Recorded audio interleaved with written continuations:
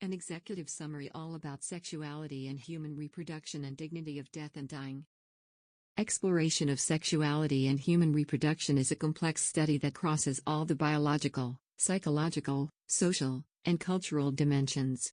Based on this, an executive summary regarding some key concepts, current trends, as well as critical considerations concerning human sexuality and reproductive health can be presented. Sexuality is complex. It involves the biological functions related to the human reproductive activity but also includes emotional, social, and ethical dimensions that shape the identities of an individual. Of course, key factors in this understanding are sexual orientation, gender, cultural influences, and others. Education, socioeconomic status, and reproductive rights, all of which point to human reproduction because these are basic biological processes.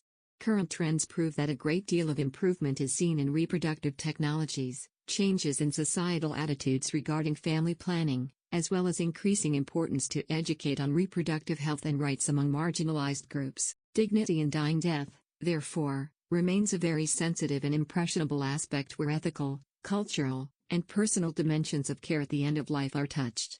With the continuous development of medical practices, which prolong life, experience and understanding of dying change and therefore require critical questions on how one can maintain his or her dignity in the process of dying. This executive summary explores the key components of dignity in death, which include respect for individual choice, compassionate care, and healthcare providers' ability to navigate and balance medical, legal, and spiritual considerations as applicable. Let us now proceed with learning what is sexuality and its moral evaluation.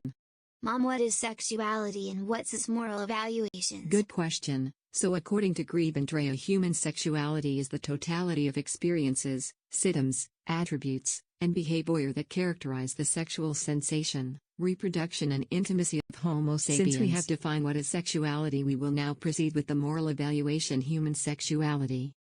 Learners are in need to learn what is sexuality in other perspective.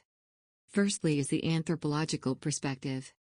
Second is the religious view. In the anthropological perspective, the fact of the man and a woman being sexed differently is therefore an original fact, with man endowed with masculinity and woman endowed with femininity by virtue of sex differentiation. Sex permits man and woman to attain a unique personality in a distinct dimension expressed in and by the design of their bodies. This expression of the body carries the richness and vitality of the whole being.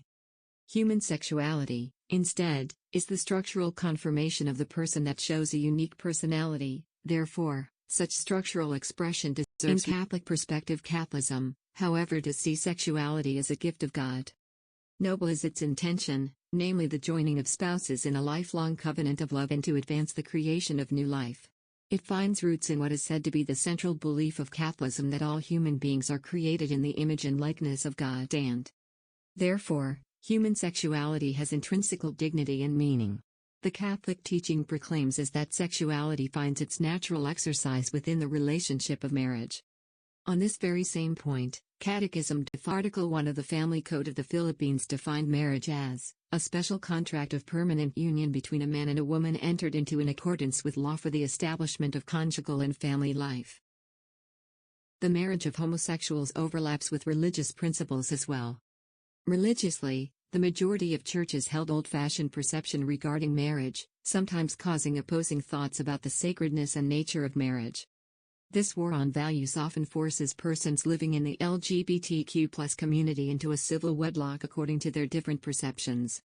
Marriage equality should be fought for, not just because it is. Utilitarian argument could argue that contraception is a positive practice which would lead to people's making informed reproductive choices, improving the quality of life, and promoting more respectful societies, whereas religious and cultural beliefs might regard procreation sacred in many instances, thus viewing contraception as affront to natural order with related responsibilities attributed to sexual relation.